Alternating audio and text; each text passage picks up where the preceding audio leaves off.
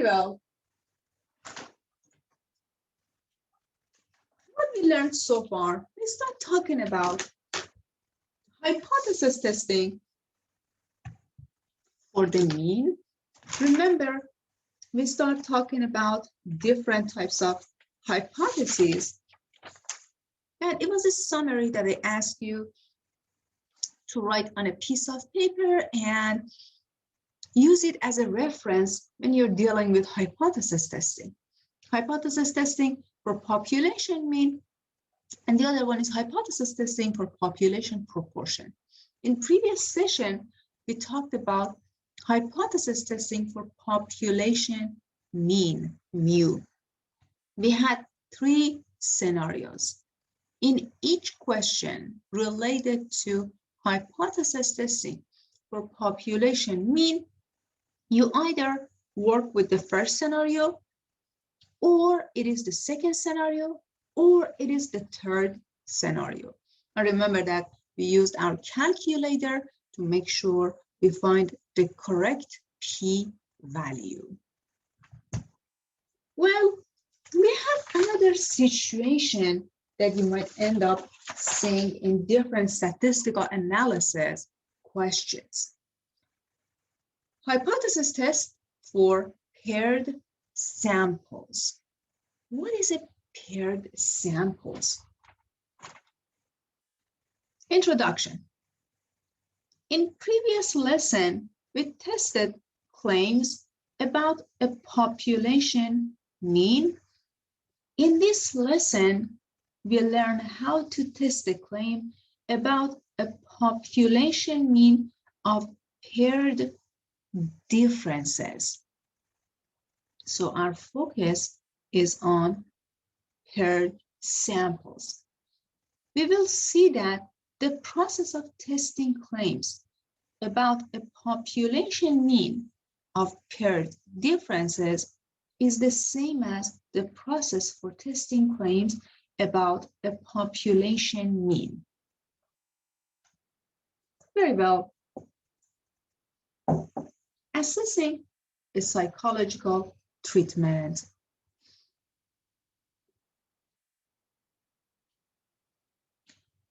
Psychologists often argue over the best way to help people with anxiety. There are 2 possible treatments. 2 possible treatments. One of them is counseling sessions, and the other one is pharmaceutical treatments. In other words, medicine that helps to reduce anxiety. Suppose that a team of psychologists has recommended that people who experience anxiety attacks should receive regular counseling. The psychologists claim that keyword. The counseling sessions provide a therapeutic or healing experience. The psychologists promote this type of therapy rather than pharmaceutical treatments. Okay, there are 2 types of treatments. You're the statistician and you would like to know which one is more effective. Okay, to test the effectiveness of counseling, a researcher randomly selects 6 people. How many people? 6 people. So we have a group of 6 people who experience anxiety attacks. These 6 people are interested in the counseling treatment. So the first treatment, counseling treatment.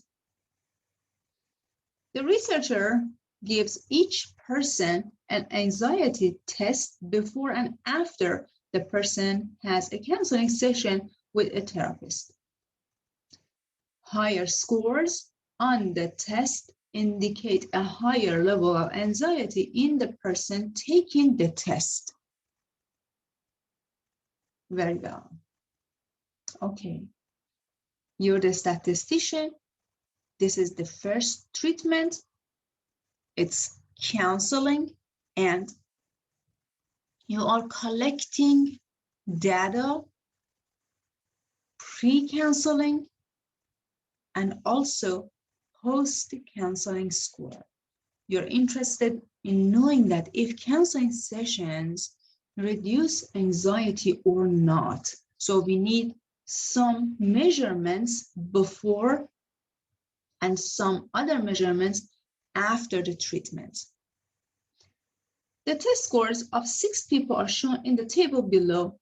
At 5% level of significance, important information, so let us highlight this, 5% level of significance, can we confirm that the counseling sessions reduce anxiety? So you're the statistician, you're given this information and the person asks you, hey, can I conclude that this is my research paper? These are the data that I have. I'm going to present this in a conference. I need your help. At 5% level of significance, can I confirm that counseling sessions reduce anxiety? Assume the population of test score differences is normally distributed. So, first of all, the very first question that you need to answer is, are the data paired? Explain why you think they are paired or not. Well, remember that we say that a set of data is paired if you have the same group of people, with 2 treatments. The first treatment, same people, same sample, same group of people with 2 treatments.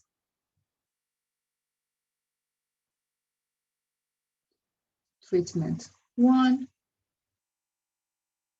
and treatment 2. So the answer is yes, we have the same group of people with 2 treatments, pre-counseling and then post-counseling. We're measuring the scores for the same group of people.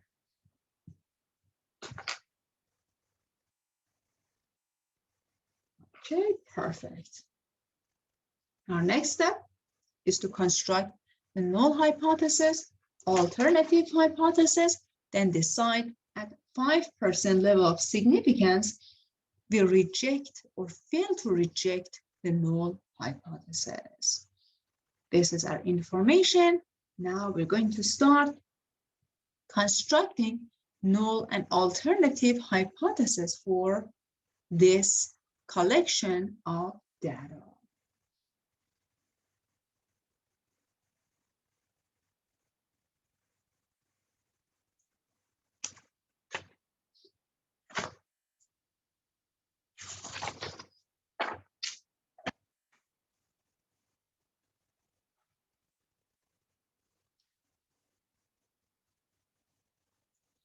If counseling does not make a difference in anxiety levels, what should the mean of the differences in the test scores be?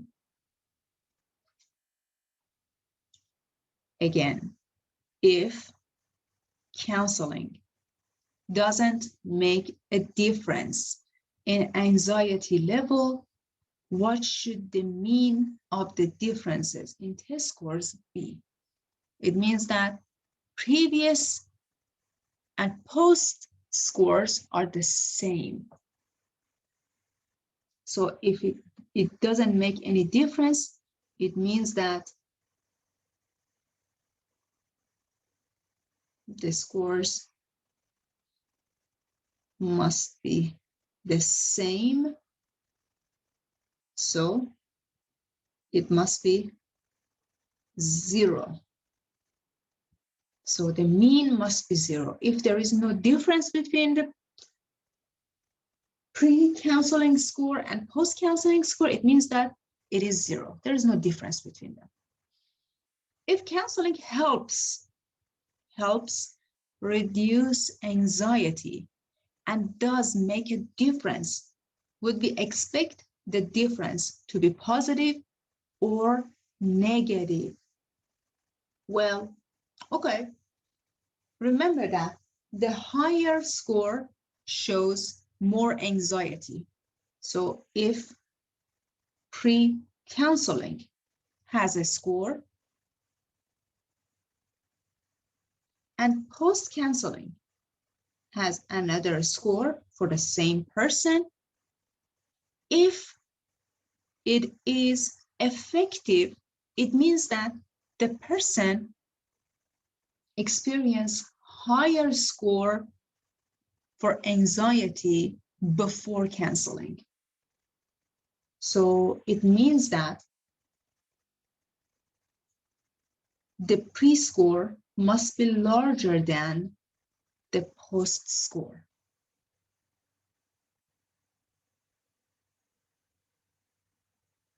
So if counseling helps reduce anxiety and does make a difference, would we expect the difference to be positive or negative? So post-counseling minus pre-counseling, this number is smaller than this number. For example, suppose you have 66 and 64. The anxiety score is reduced. So 64 minus 66 is going to be -2. You can always use an example to see and check the sign. So you have -2, so it's going to be negative.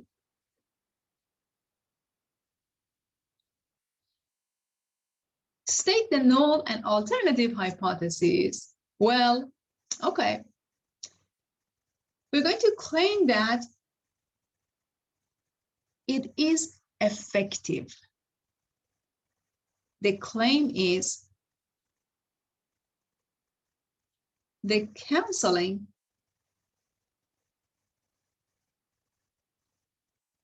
is effective. What's the meaning of that?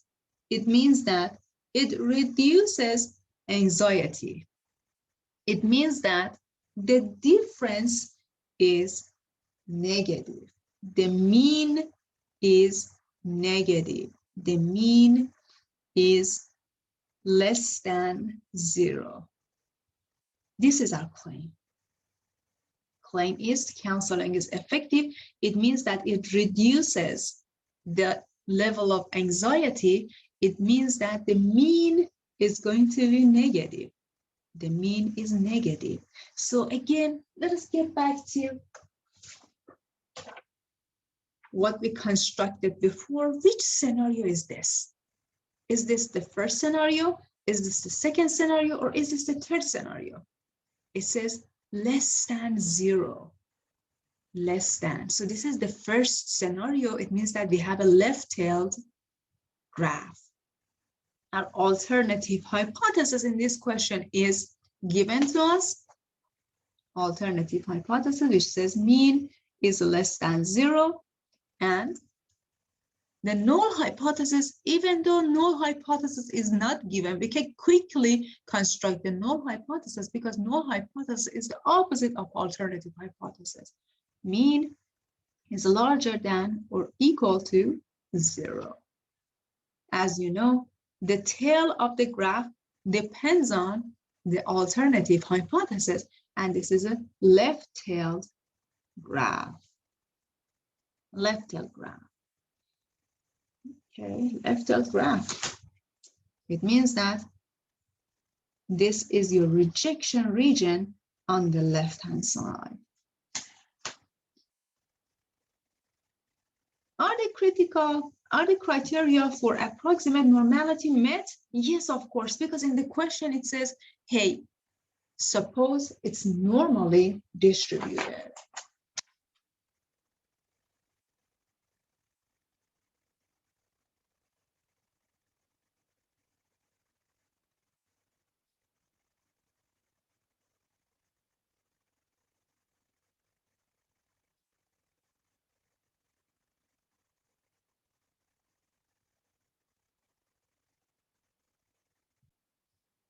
Well, so remember that we formed our null and alternative hypothesis.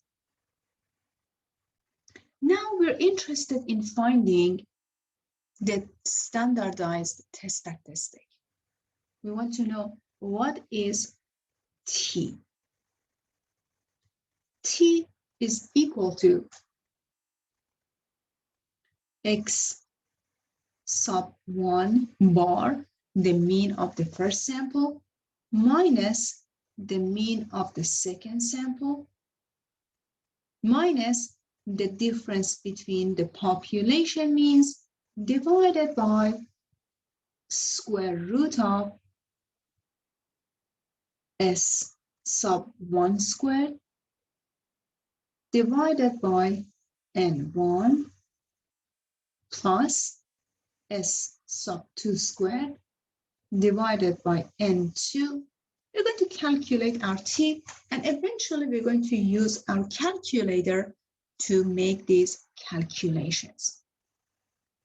Let's take a look at the data that we have. In our data, pre-scores and post-scores are given. So let us enter all of this information here in our calculator to find the mean of the first one, the standard deviation of the first one, and the mean and standard deviation of the second set. Okay. Let's put this one here. Let's turn on the calculator. So let me just reset my calculator. I used it.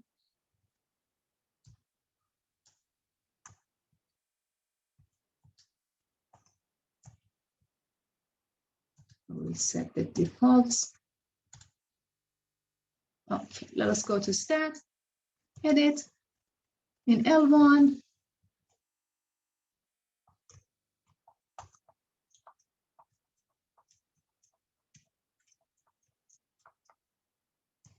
Okay, so I have 66, I have 71, I have 80, 78, 85, and 90. And I'm going to go to L2 and enter information about post scores.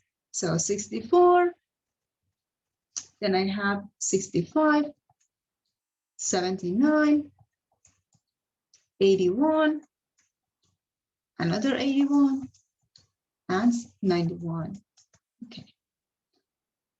Let us go to stat and go to calc, one variable, L1.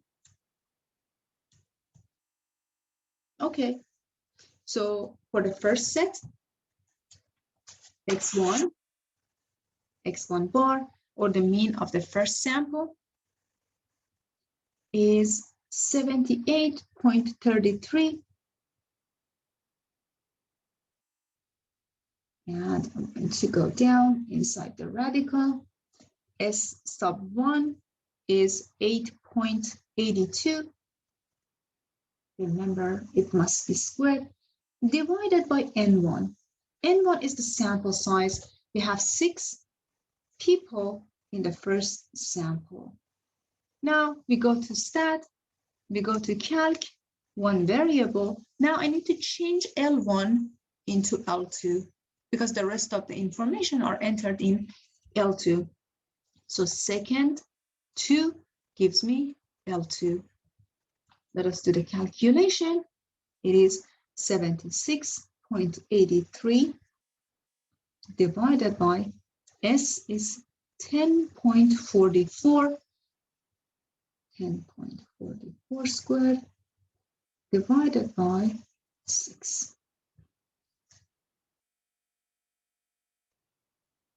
Okay, this is my T. Remember that the level of significance is 5%.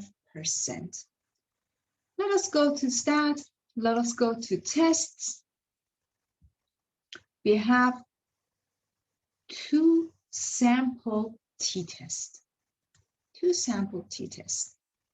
We have the data, and we're going to use the data that we entered in L1 and L2. Very well. So the alternative hypothesis says mu1 is less than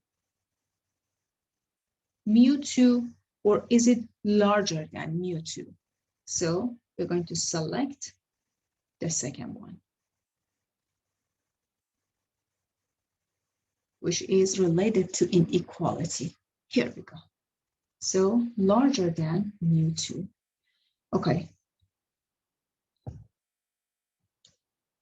And let us do the calculation. So as you can see, your t is 0.26. The p-value is 0.39. It's almost 40. This is my t. 0.27. And the p-value is approximately 0.40. Now, do we reject or we fail to reject the null hypothesis? This is our p-value, almost. So take a look at your p-value. It's almost 40%. This is larger than the 5% of level of significance, which is given in the question to us. So what's the meaning of that? Since p-value is larger than level of significance, we fail to reject the null hypothesis. We fail to reject the null hypothesis. What was the null hypothesis? The null hypothesis was mu, the mean, is larger than or equal to 0. What's the meaning of that? It means that we fail to reject it. It means that at 5% level of significance, there is not enough evidence to conclude that the mean difference is larger than or equal to 0. It means that this evidence that we have doesn't allow us to conclude that the average anxiety level are lower after counseling sessions. So at 5% level of significance,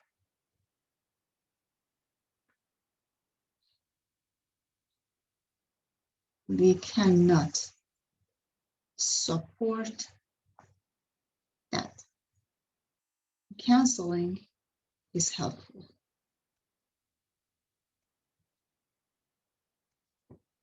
You might say, okay, now I'm going to collect more data, more information. Since it's just 6, I'm going to examine more people and rerun the test again.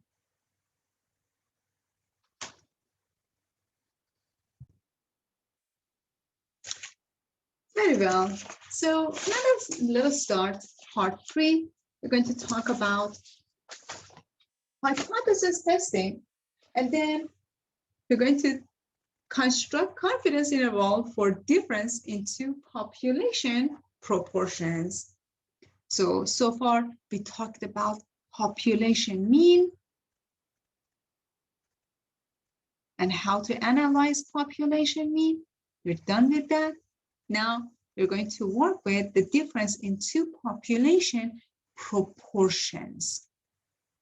Introduction.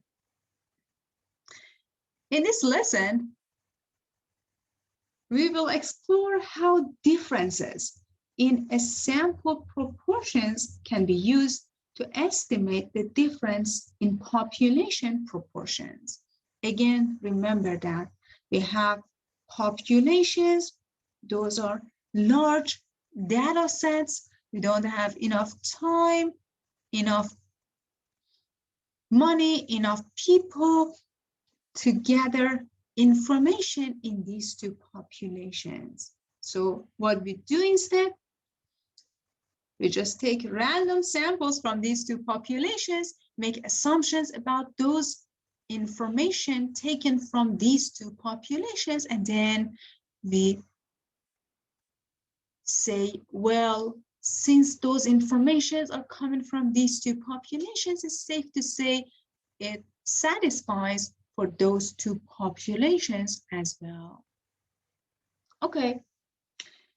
In the two dot plots below, each dot represents a random sample of adults from either the millennial or baby boomer generation.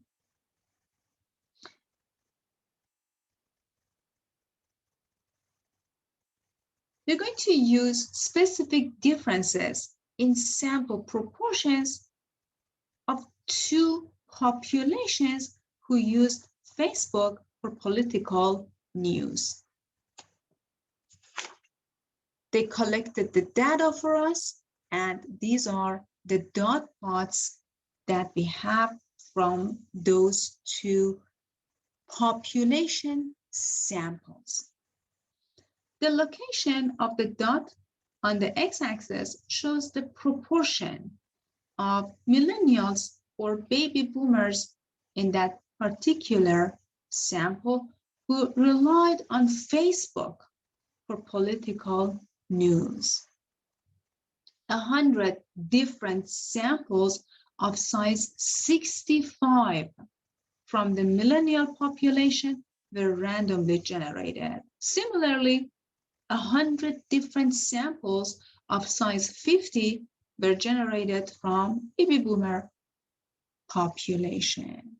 So from the first population, we took 100 samples. Sample 1, sample 2, sample 3, sample 4, sample 5, 100 samples. Each sample has size 50. From the second population, 100 samples of size 50. So we continue this process 100 times. And these are the information that they have. Each dot represents the proportion. The first dot plot, the second dot plot. Take a look at the numbers on horizontal axis.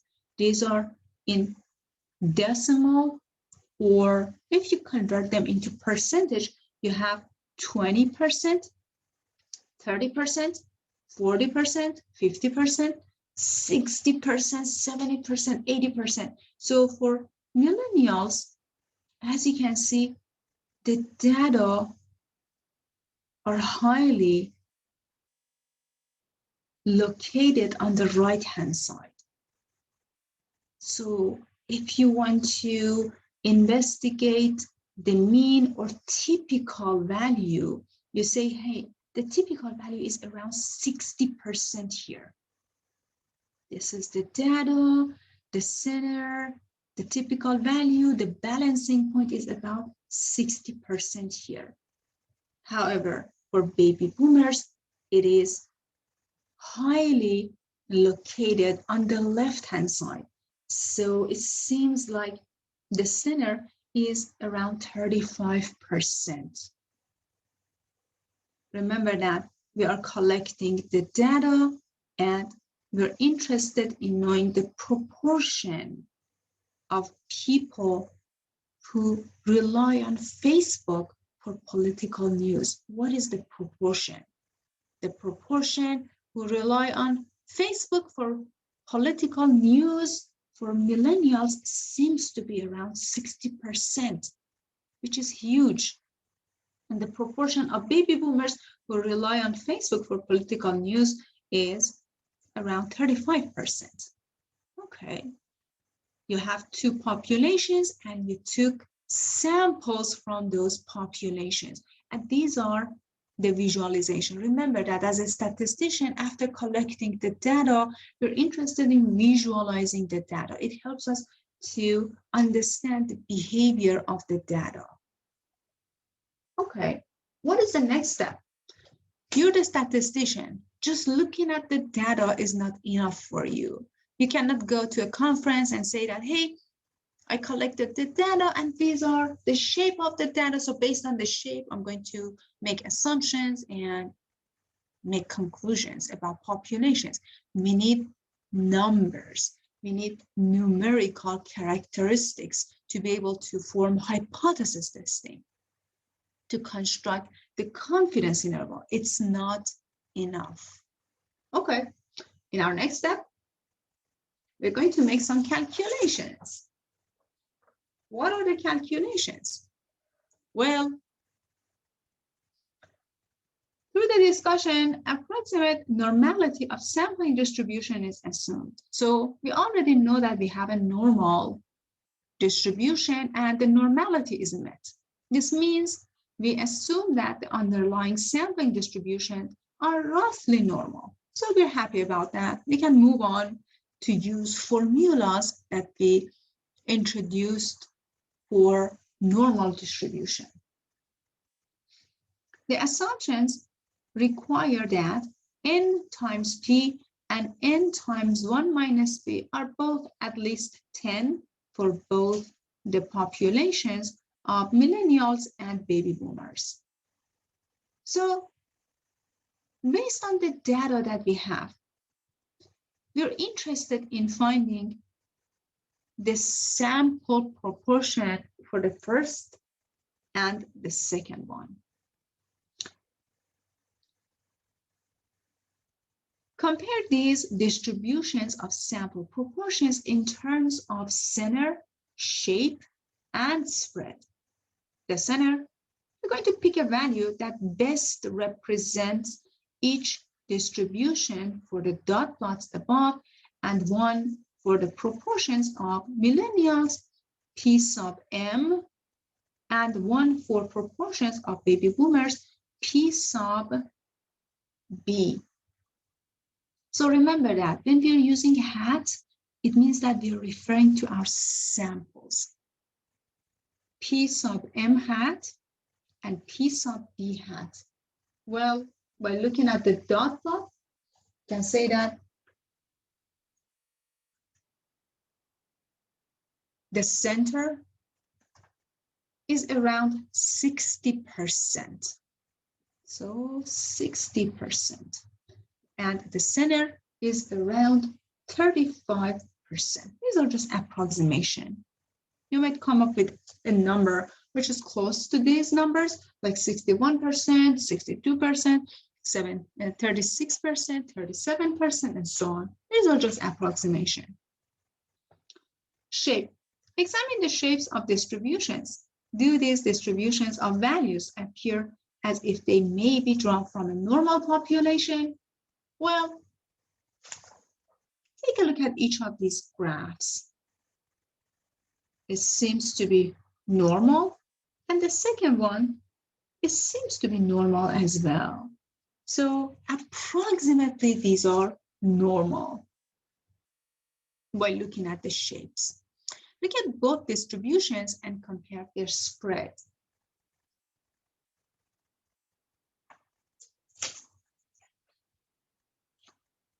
So let us take a look at these two distributions. The spread of millennials, it starts from this point and it stops here. The spread for baby boomers starts here and stops here. So it seems like the spread of millennials starts from, seems like 47%, and it stops at 74%.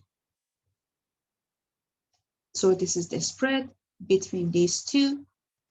And the spread for baby boomers, it seems like it starts at, let's say it's 20, 23, 24%, 23%, and it stops at 50, 52%, 53%. So if we find the difference between these two numbers, 74% minus 47%, 27, and here we have 52% minus 23%. So as you can see, the spread is almost the same, But the spread for baby boomers is a little bit higher than the spread for millennials. Just looking at the spread.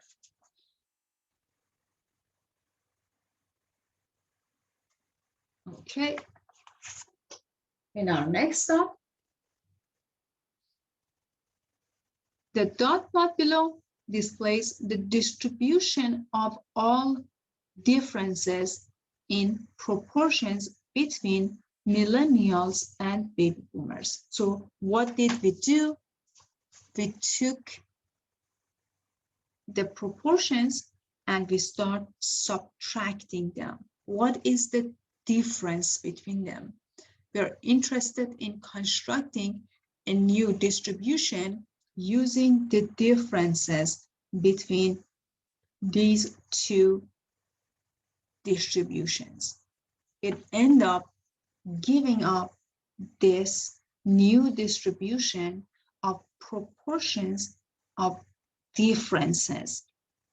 Proportion of millennials minus proportion of baby boomers. We're interested in understanding the behavior of the difference between these two samples.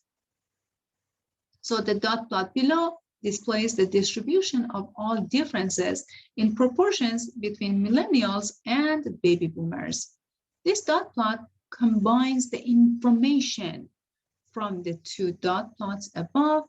Each dot represents the value PM hat minus PB hat. So we take each proportion from these two samples and we start subtracting them. It gives us a new percentage, and these new percentage, they are represented by a dot, and we constructed new distribution. The value PM hat minus PB hat is the difference between proportions of millennials and baby boomers. Notice that the proportion of baby boomers is subtracted from the proportion of millennials. Very well. So this is our new distribution. As you can see, it's normal. It started from 0% to 50%, and it is normal. It helps us to analyze the information much better, much easier. Estimate the mean of the distribution of differences.